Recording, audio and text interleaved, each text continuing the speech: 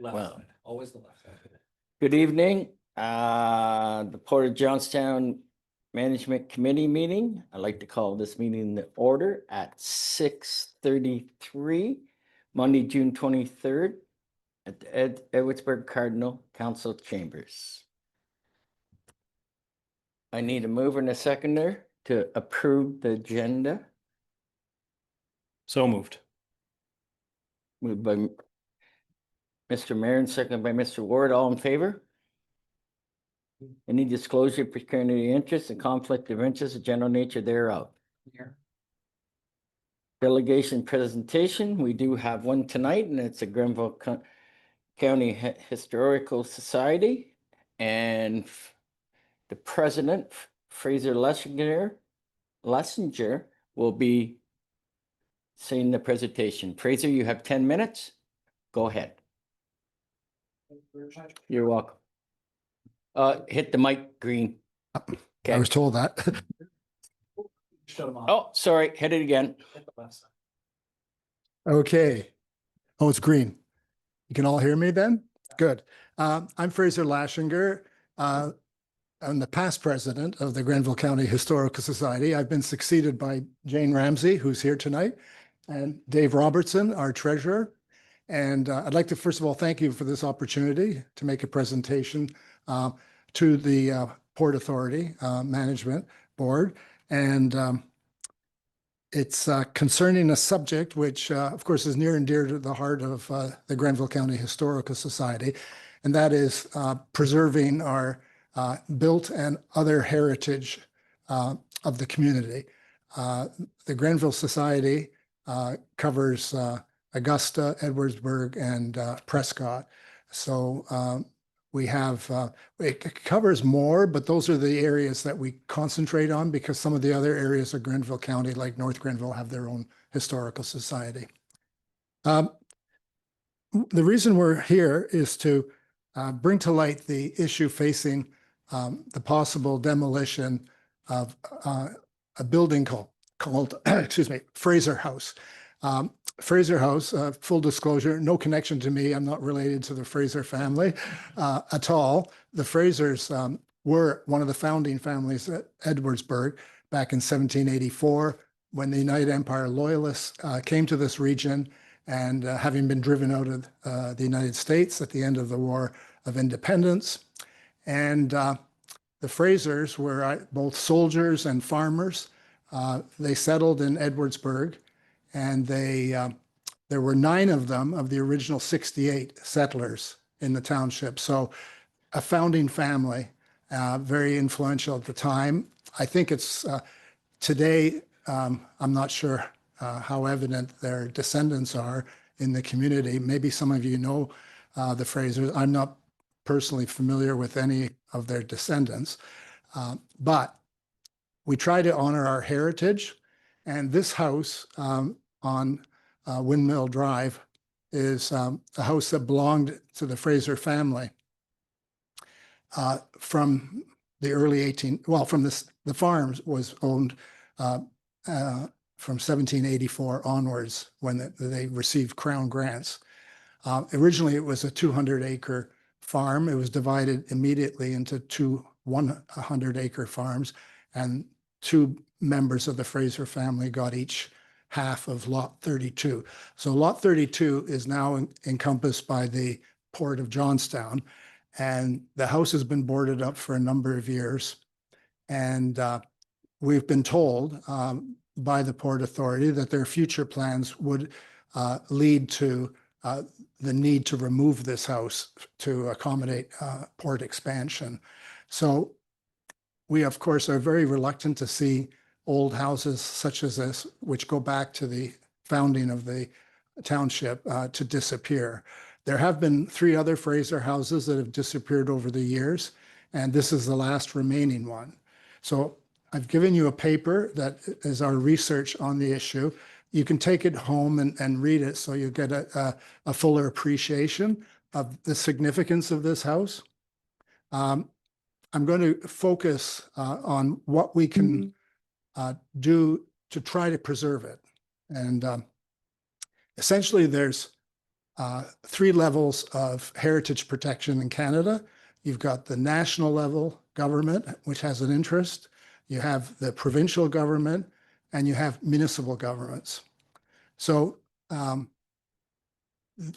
house is, in and of itself, it's a good example of an early settler's house built of stone, so built to last. It's a modest house. It's not, it wouldn't merit heritage protection for its style or for its architecture. And the Fraser family that occupied it was not a family that sort of would meet the standards of national recognition. And even provincial recognition would, I think, be a stretch.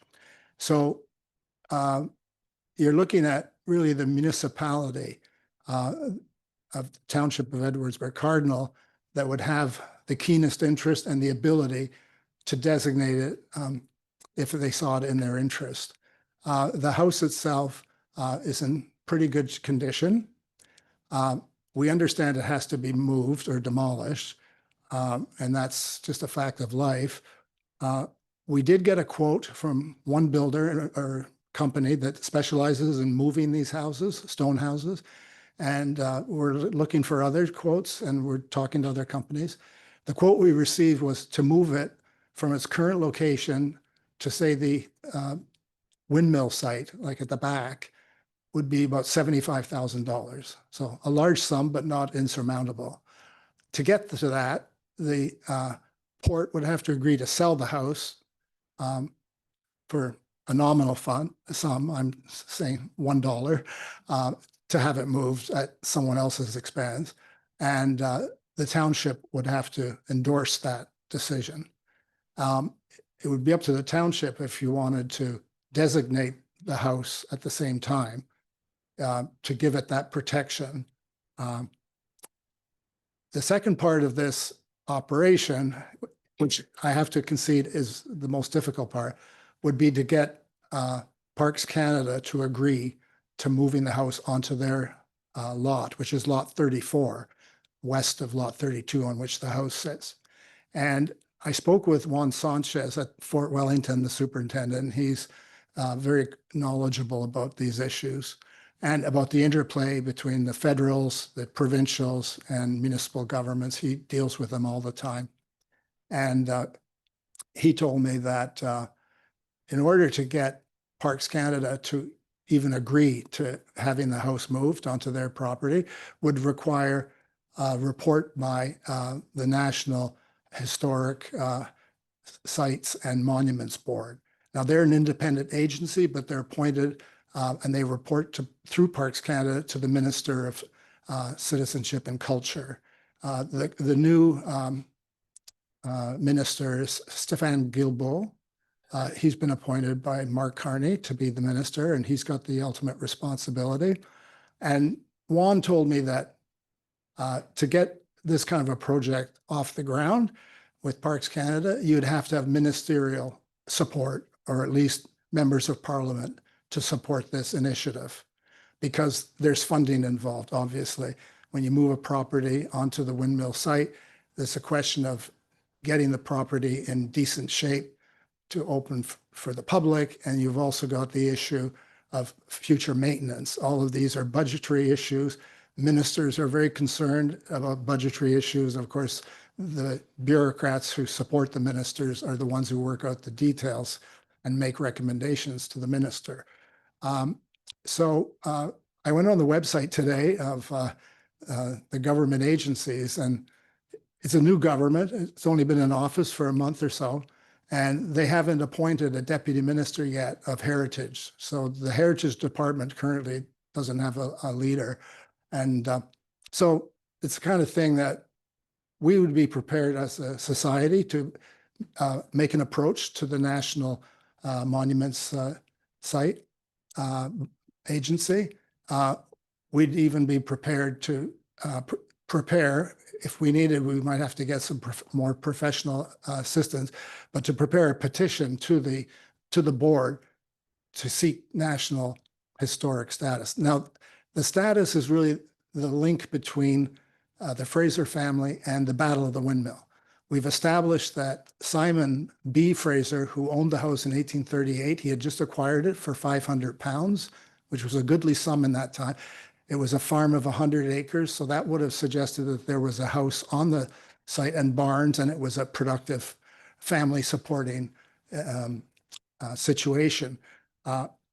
We haven't the ability to nail down the precise date on which the stone house was built, because often the settlers' first houses were log or shanties even, but log houses for a generation. And then the next generation, once the farm was productive and they had more resources, they built themselves more solid houses, like stone houses, certainly by the 1830s, 1840s. At the time of the Battle of the Windmill, there was a small hamlet called Newport surrounding the windmill of about 8 houses, a store, and a school. And except for one house, they were all destroyed. And so the little hamlet of Newport was never reconstituted. The land was sold off to subsequent owners who built farmhouses again. And the recent houses, of course, are of the last 30 years. The stone house that was there had been a store. It wasn't a house, and it was owned by Joseph Bass. And Joseph Bass was really the guy who settled that point in the early 1800s. And so making that link between Simon Fraser, who was a captain in the militia, and he had 45 men at the Battle of the Windmill. So there he was on his farm that year, and he participated in the Battle of the Windmill from the first day to the last day with 45 men in his company. He had his own company. He was under the Grenville Militia. There were about 6 companies, each of them ranging between 40 and 80 soldiers who were drawn from the general population. My ancestors fought at the Battle of the Windmill. They were Glasgows from Scotland, but they were there too, and survived happily. And most survived, but there were, of course, casualties. And it's a very stirring story. I'm sure you're all aware of it, living here and having the windmill in your midst. So the way we see it is, and I'll conclude with this, is that if this house were to be moved and somehow saved, and Parks Canada was to agree to put it on the windmill site at the back, I've got a picture of the house on this paper I gave you at the second to last page, and there's a picture on the last page of the site on which it could be located. It could serve as a visitor center, interpretive center of the Battle of the Windmill. The Battle of the Windmill site, it's got the big windmill, of course, and about 4 historical plaques that were installed by Parks Canada. None of them actually mention the hamlet of Newport that was collateral damage and got wiped out. So we could add another dimension to that story by having this house be sort of indicative of the type of house that was existence in that time in the hamlet that got wiped out. And there's a good story to be told there that would expand on the current narrative, which you can read on those plaques down at the windmill. And so that's it. For tonight, we're making this presentation just to bring the issue to your attention, and we'd like you to consider it and perhaps get back to us at a future date when you're ready to, if you're ready to support the idea. It's of course contingent on the national government and Parks Canada to endorse they have to be the partner in this and endorse the move of the house to their property. So that's my presentation. I'm open to any questions you might have. Thank you for the presentation, Fraser. Any questions by the committee at this time? I just Go a ahead. comment more than a question. Fraser, thank you for bringing this forward. I don't know where the house is, but I'm going to go and find it. Now I looked on Google Earth. I still can't seem to find it on It's Google Earth, in but the I will woods. I will go in the woods and find it. The stone building is what you're looking to preserve though, Yeah. correct? Not the deck, not the, No, and all not the the wood attached at the top buildings is or any of good. that stuff, right? They're There's no incredible historical shape. value. Yeah, they could be taken away, and just the house itself, the stone house is about 24 feet by 24 feet. Yeah. And that is what we would move and Okay. preserve. And looking on Google Earth, the lot that you're looking at, I assume that's the parking lot for the windmill and, Yes. and is there washrooms there? Is that what the, No, I don't think they have washrooms. It's just a storage shed. just a there, storage shed I that's believe, there? but they own the lot almost up to number 2. So it's and it's clearly marked, lot 34 on each boundary. When you Mhm. get out at the parking lot, you see a yellow sign saying the boundary of the historic site. And when you walk further north, you can see that yellow signs again. So it's within that area, which is probably a good couple of acres that they could situate the house. Okay. And I think that's it for now. I think we've all got to go away and do a little bit of our own research and learn a little bit more about this. But thank you for bringing it to my attention. I appreciate it. You're welcome. Yeah, sure. Actually, I think I was able to find it. It was a little bit of research. I was trying to find it while you were talking, but I did find it. It's sort of just a little bit west of the lower laydown area. And there's another building with solar panels on Highway 2, which is, it's right behind there. It looks like a little gray smudge, to be honest, on the map. But, Yes, it's hidden in yeah, the woods now. yeah, The yeah, trees are it's growing around it. Grown and everything. And It's set back from the road, and the port has put a barrier on at the end of Windmill Drive. So you can't drive in as far as where the house is. You have to walk it now unless you have someone at the port as Mike Moulton took us in a few weeks ago to look at it. And they have also put a barrier at the driveway there. So people can't drive in, and they've boarded it up to protect it against vandals. So right. That's a note to the mayor. I guess you should go to the laydown area and walk west, not the other way. Longer walk. Yeah. Yeah. So are there? but, The boards are on anyways, the window then? There or not. Oh, not. So that was earlier picture. Your member here, Frank Macaulay, has a place on that. He would know it very well. Is that the Little John old house? What's the name? Little John's. Oh, the Little Johns Cameron's lived there, then the Little Little John's. John's for years. in the 20th century. Thank you again. yeah, You're no, thank you very much. for the Thank you. presentation. Well, thank you for the opportunity. Yes, go ahead. Just in appreciation of the work that you've done, I just wanted to say in open session, we said when Mike and I met with the Historical Society, I just wanted to confirm so that everyone's on the same page that there are no immediate plans to destroy the house, and that we had conveyed to Dave and Jane and Fraser that we would keep in constant communication, and before anything was to happen, we would save the relationship and work with you on going forward. Yeah, we look forward to that work, and certainly we feel at this time there isn't the pressure to make a hasty decision or anything. And we're going to stay in contact anyway and follow the fortunes of this lonely little house as things develop. You're welcome. Thank you again. Thank you.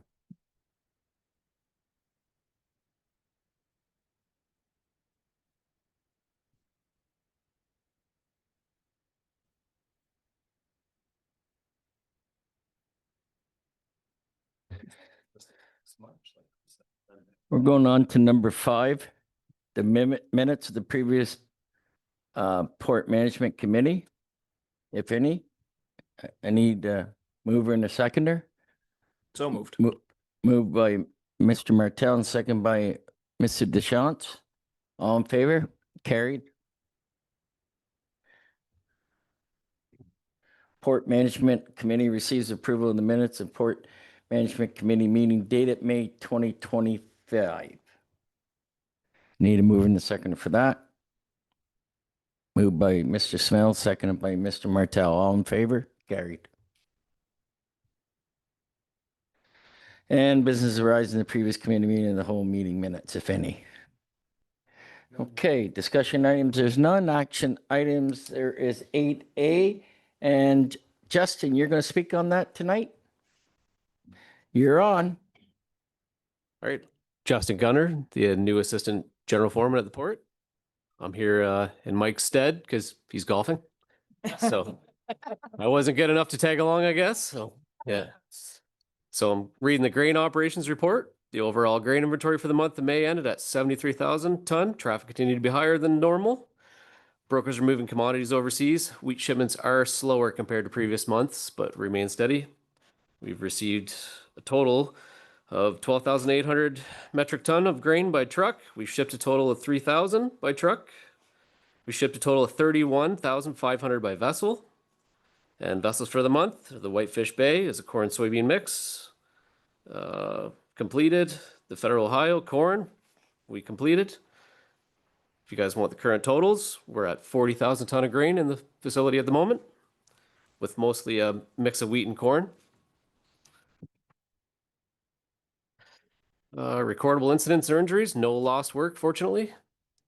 We had a couple learning events, just close calls, but labor reports were 16,000 hours this year, so we're up from last year, but lots of great work being done.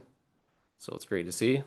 Quality reports, we've got a AA in May. I'm hoping to see a AAA next month, especially with the increase in workforce for sure. So, yeah. And I just got to say, like, these guys are doing great. Like, we've swept more bins this in the last couple of months. It's amazing. So we'll move on to John Magoo's, his health and safety report. So we've conducted training for 2 new casual employees. We've had a respirator fit testing for pretty well everybody.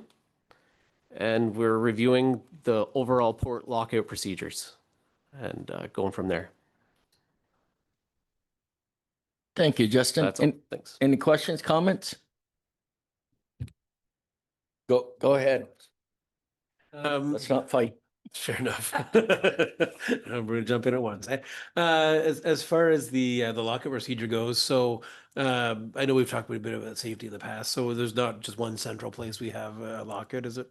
No. So Yeah. as you know, we've installed a lot of new equipment. So there's a lot of new training involved there. And some of it's higher tech and a little more involved. So we've been sitting down and really like hammering it out, making sure Yeah. all the boys know, Yeah. keep everybody safe. So That's good to be doing that. Like, Yeah. because it is so important. And I mean, and with things changing and Yeah. new staff coming in and everything else, it's really important. And I mean, to make working sure with that Jeff it's too, all like there, so. we're getting a lockdown. So And the other question I had, did you say we're down? So we ended last month at 73,000, megatons. Sorry, metric tons. I always do that, by the yeah, way. that's all right. So now you said we're down to about 40 now, is what you said after the latest 3 ships? Yeah, total at the moment. Yeah, I just brought that number. It's not from, but No, that's- we're sitting at a little over 40,000 total. Okay, yeah, sounds So- good. Okay, good. Yep. That's all I had. Go ahead. Mr. Can I, Mayor. Chair? Thank you. Mr. Mayor, please go ahead.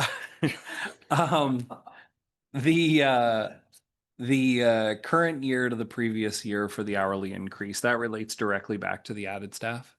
Yeah, okay, thanks. And I think too, though, we had a lot of vessels in this year that we never had over the past, so. My only concern, as we know, we got quite a lot in there. And in a few weeks, we're gonna have more coming in. What's outlook for that? So we're ready for beans.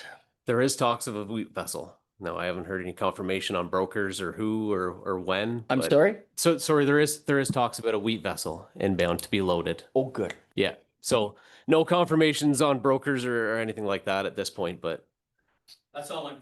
yeah. That's my main concern is the Same. wheat. We go through every year. You Same. know how it is. We Yeah. got caught one year really bad, so. Yeah. Don't want And to see that again. If we get heat like this and good weather, we're gonna have good beans, so. Okay, that's only my question. Anybody else? Okay. Clint, are you on? I'm sorry. Yeah, I am actually. Hi, everybody. Hi, Clint. I can't see you, but that's fine. No, sorry. It's not much to see. I can do a quick one here. No. No, I'm in a vehicle yeah, thank you. over. Was up in Toronto today, so yeah, saying a lot of good stuff about Township of Eversburg Cardinal and our relationship with Potentia. Not directly related to this, but a lot of good press. And thank you, Sean, for your support today. Okay, thank you. Yep, Who else? good. It's a member of the public. Okay, any other questions, comments? Okay, moving on to B, and that's the capital projects. And who's gonna speak to it? I can speak to that. Sure. Okay, Leslie, you're up and away. So we're progressing well with the capital projects. I won't go through them all, but currently, as of today, we have 11 of 27 complete, 8 of which additionally are in progress. We have one that we're potentially awarding this evening. And I think at this point, the only concern we have in timing is number 1, the covered storage building that we're working on.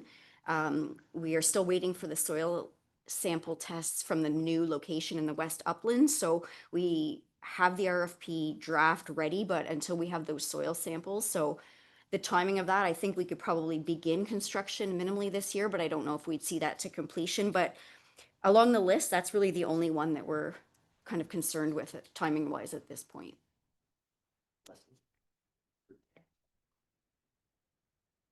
Okay. Jeff just mentioned that number 10 is complete, the electrical feeders to the basement. So that will be updated for the next report. Okay, good. Any questions, comments? Are we gonna have the actual next month when these are all in, some of the bills, like we got what they call budget and then the actual amount beside it? There's a lot that's not there. That's all.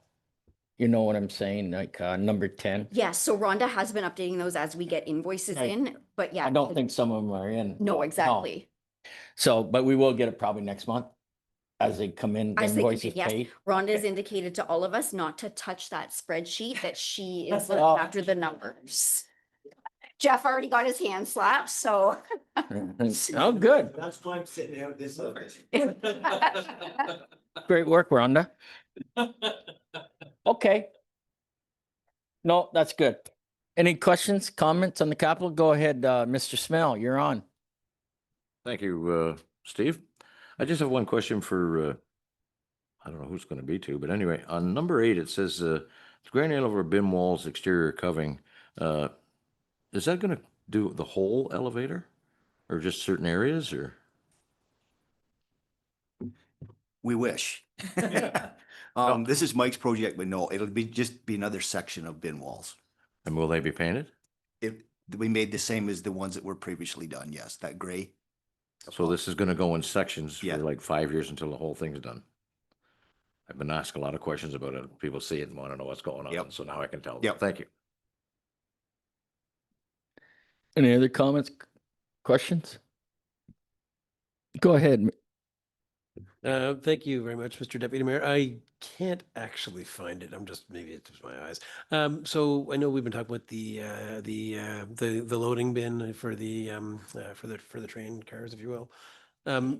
Container loading spout, and it's probably on here somewhere. I'm just missing it. So, but I forgot to look. Honestly, I didn't see yesterday either. So, is it complete now? I know there was some issues back and forth, but It is complete and you're not losing it. It is number 2 on here and it is highlighted in green. So it's primarily done. The only thing that's outstanding is that that's going to be done internally is fixing up the electrical. okay, sounds good. And do we have anything?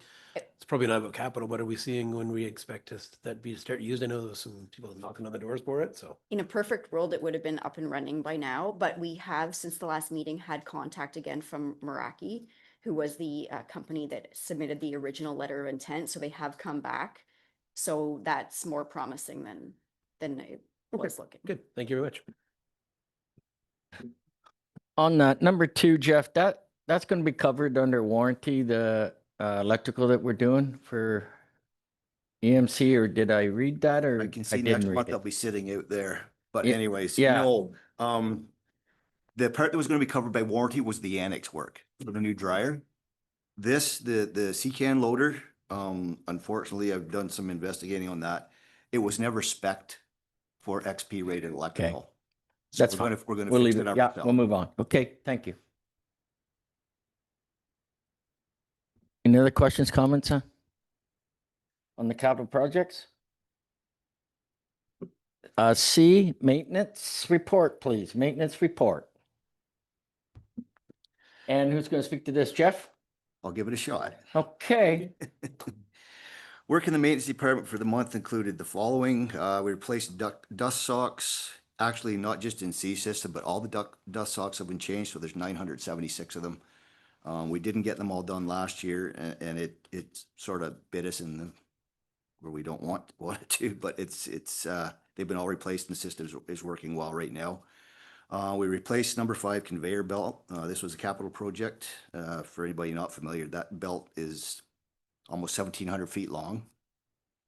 We took the old one out, had the new one installed and running within 3 days. So the guys did fantastic on it.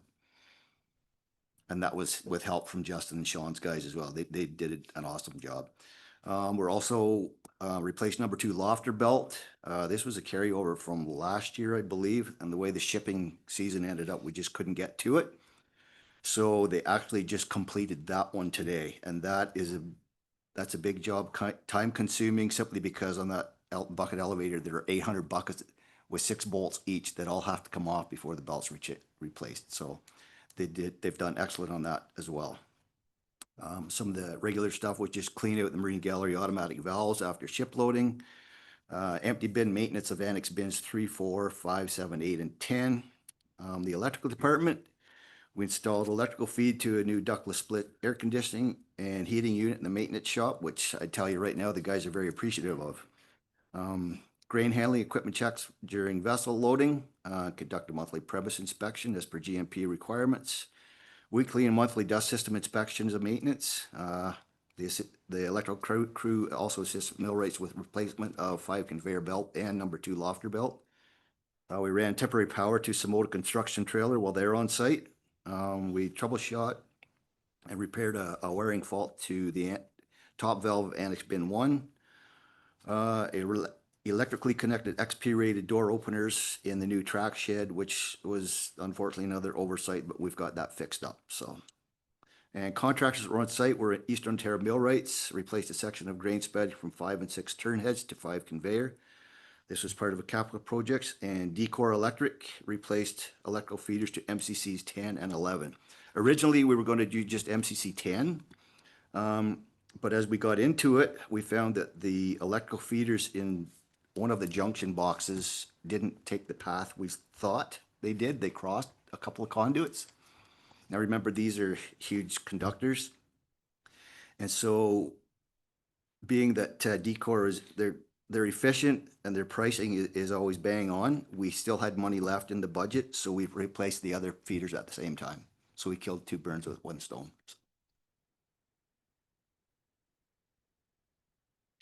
Questions, comments? Just a quick one. So I was gonna say your list is smaller this month than it was last month, but I'm assuming it worked just as hard. But the empty bin maintenance on the annex bins, we did a whole bunch of them, and we're getting low inventory now down to 40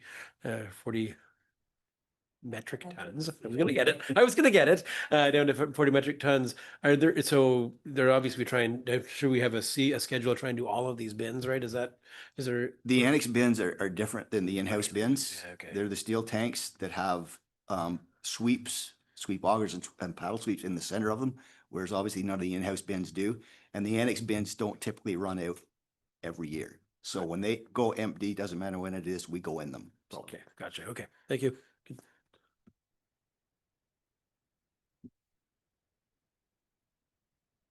Any other questions, comments?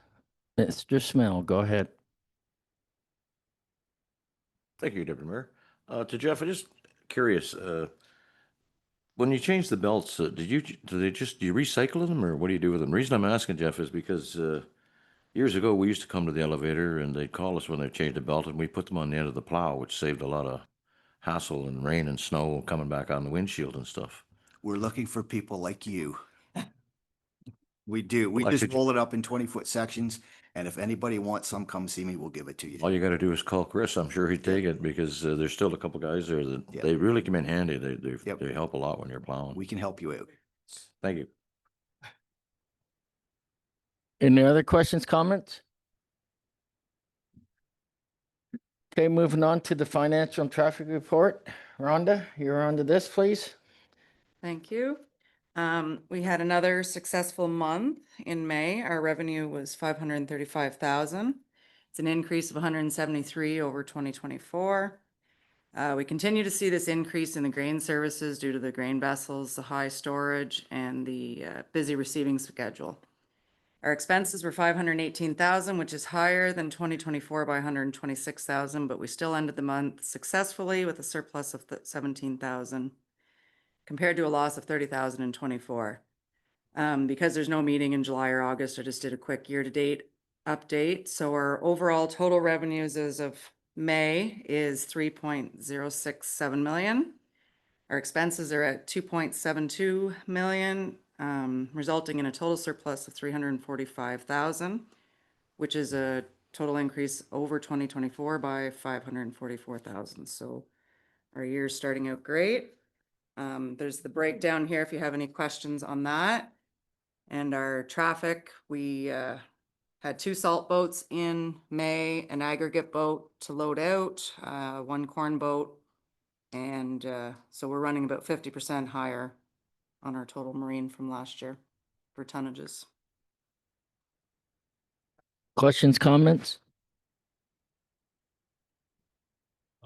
I have to comment. So, certainly being the one who was worried about the added hours, and I, always do worry about the added hours. The idea was to make sure that we gave it the opportunity to work, and this shows that this year it's certainly delivering beyond what our expectation was. So, as somebody who doesn't mind eating crow when it's time, well done.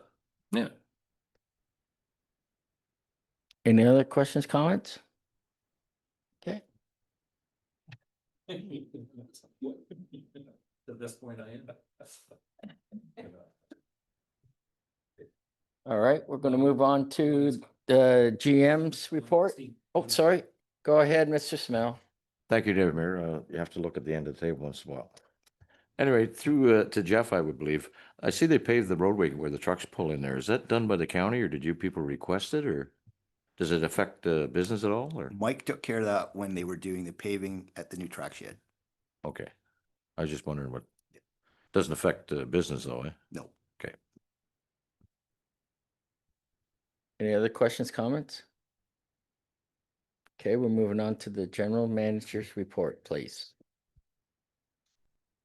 Thank you. So just quickly summarize, I won't speak to the CGC inspections. Justin mentioned those in his reports.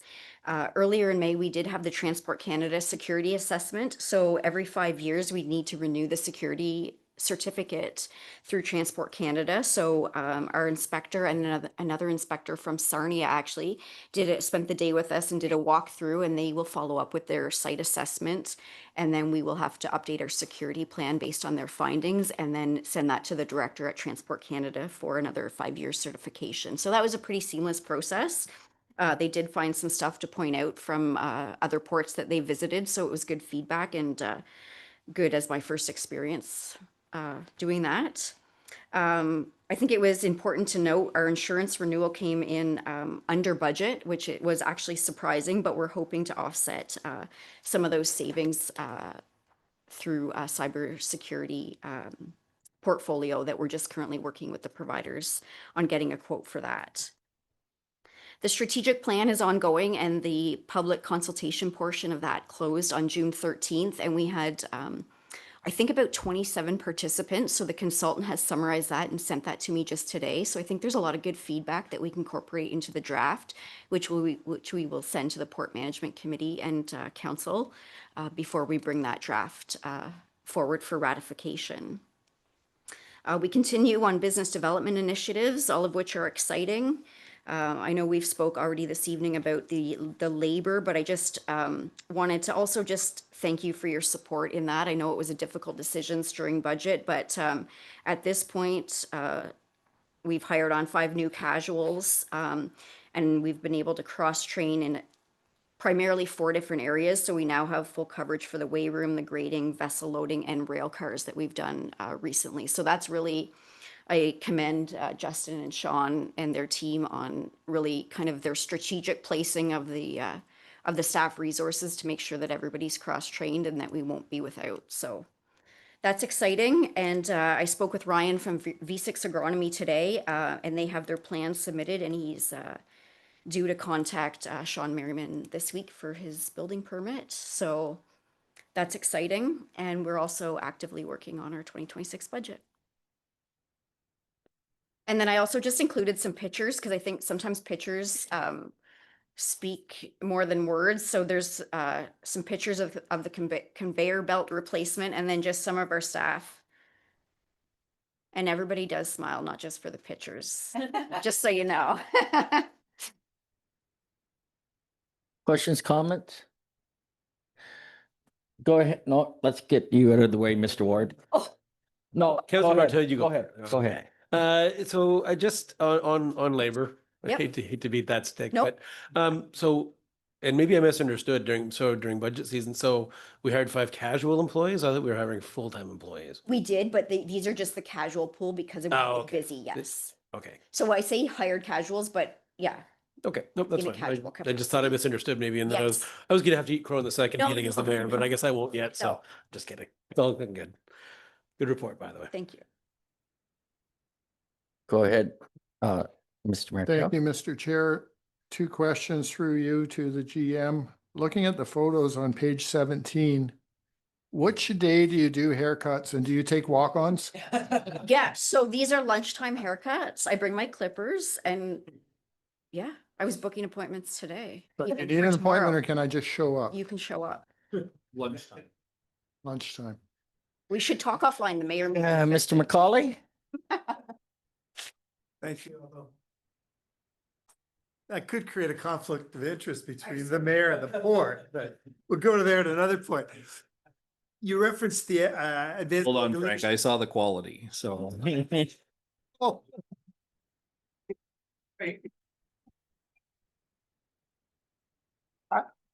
Given the view I have right here. Given the view I have right here, maybe quality, there's not a lot of quantity.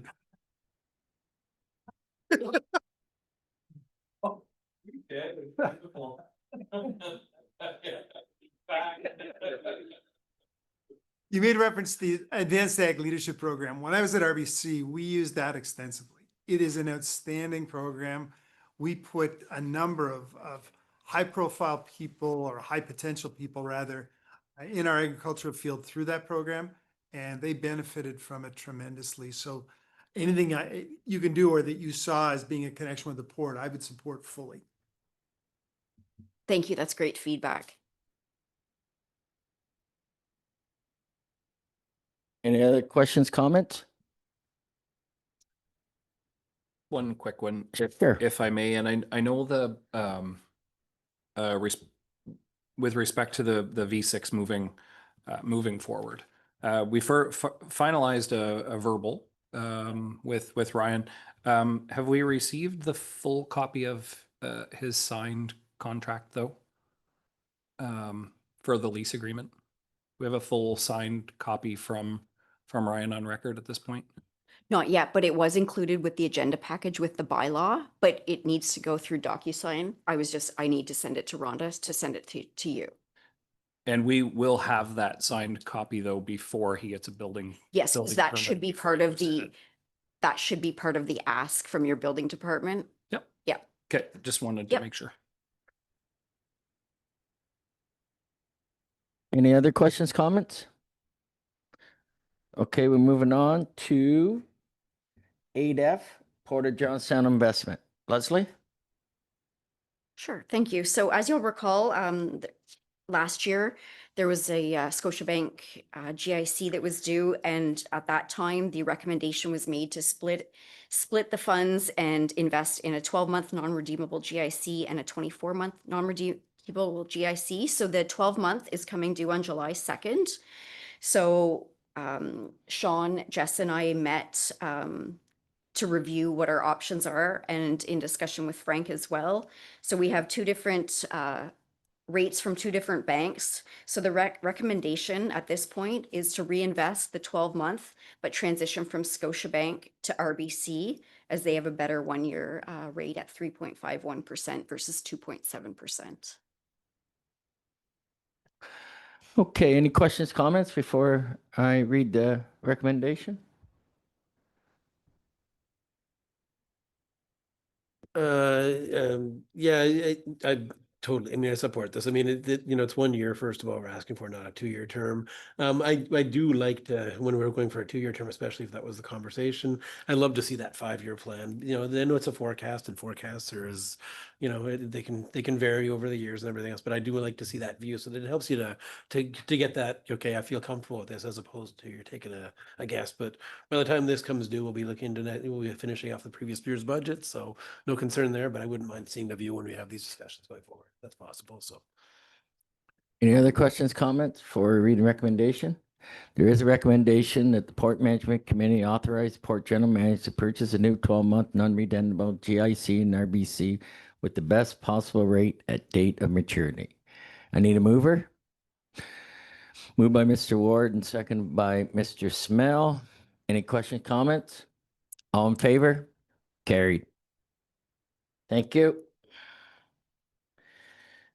G, we have another one coming up, the Land Development Phase 2. Are you going to talk on this, Leslie, too? Sure. Thank you so much. So this is a capital project of our senior advisor. So he and the in-house engineer, or no, actually, this is not an in-house engineer. He, along with EVB Engineering, have completed an RFP and had 5 submissions as of close last week. And although it did come in slightly over budget at 189, Robert has mentioned in his report that he does have a contingency of $25,000. So although we did have concerns about over budget, the primary rationale for doing this work on the culvert replacement is that it's important to develop the back end behind Prescott Machine and Welding. So essentially, this is the first step before we do any development. So we feel that it's prudent to move forward with the project this year. Go ahead, Frank. What are the implications if we go forward with this for the restaurant and the marina operations? I assume, given where that culvert is, it's going to be somewhat disruptive for them. It will be slightly disruptive, but based on how it's going to fix the drainage, they're very much in favor of that. And in consultation with SNC, there's only a certain amount of time during the year where they can do near waterworks. So the tenant at the restaurant is in favor of us just getting the work done. Thank you. Go ahead, Mr. Mayor. And we'll time that project with United Counties doing the road work as well. That's right. Yeah. I have one question on that drain going across. Is that okay? Because they say the counties will pick that up if it's not okay. And we're supposed to hear I thought last week, I read something in here. If there's something wrong with that drain going across number 2, they'll pick that up. If the inspection didn't pass. Does anybody know? Any update? You okay? Mr.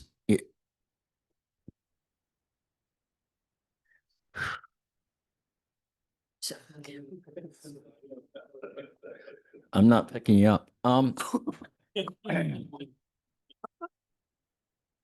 Did you hear any of that?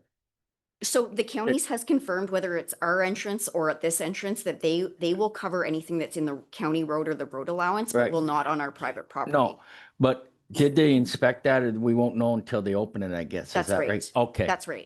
Okay. That's all I was concerned about. Whose responsibility for And that? they have been around recently though, because they did undertake the ditching right in front of Yeah. all our annex bids Yeah. and have helped with that.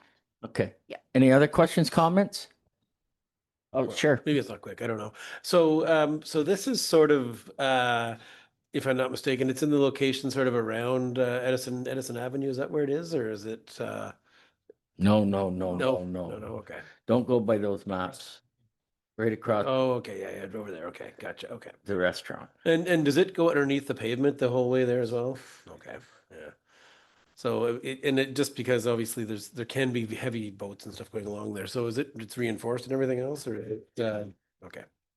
No, that's fine. I was thinking it was all going along the pavement area there, and so okay. No, I just was more thinking about the effects of heavy vehicles on it, but you guys got that covered. So, okay. There is a recommendation here that the Port Committee recommends the council award the land development phase 2 culvert reconstruction project 324-021 to Willis Kerr Contracting Limited in the amount of $189,049.40, excluding HST. Do I have a mover and a seconder? Moved by Mr. Smell, seconded by Mr. Martell. Any questions, comments before we call? All in favor? Carried. Before you move on to the next item, Mr. Chair, the clerk forgot to add a motion. I'm sorry? I forgot to add a motion to accept items 8A through 8E. 8G, 8E, 8D, E. E, okay? I can say the recommendation if you like, and you just need to look for a mover and seconder. Yeah, for 8A, B, C, and D. Yes.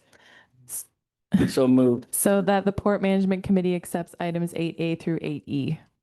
I'll move it. Moved by the mayor, second by Mr. Ward. All in favor, carried. Number 9, the approval of disbursements of the port account. Did everybody have a chance to look at them? Any questions, comments? Need a mover to approve the disbursement. Moved by Mr. Ward and seconded by Mr. Smell. All in favor, carried. Number 10, council inquiries and notice of motion. That's good, guys. Oh, you have nothing, Clint? Keep forgetting he's online. Number 11 is chair's report. I just have one. Our CEO, Sean, and port manager, Leslie, and the mayor and myself met with the Premier's Office of Ontario a couple weeks ago about the options of what the port has to offer. And at this time, it's just ongoing work. So I just want to bring that up. It seems positive. So, question period. We have one person on. Any questions? No? Okay. Mr. Smell, go ahead, please.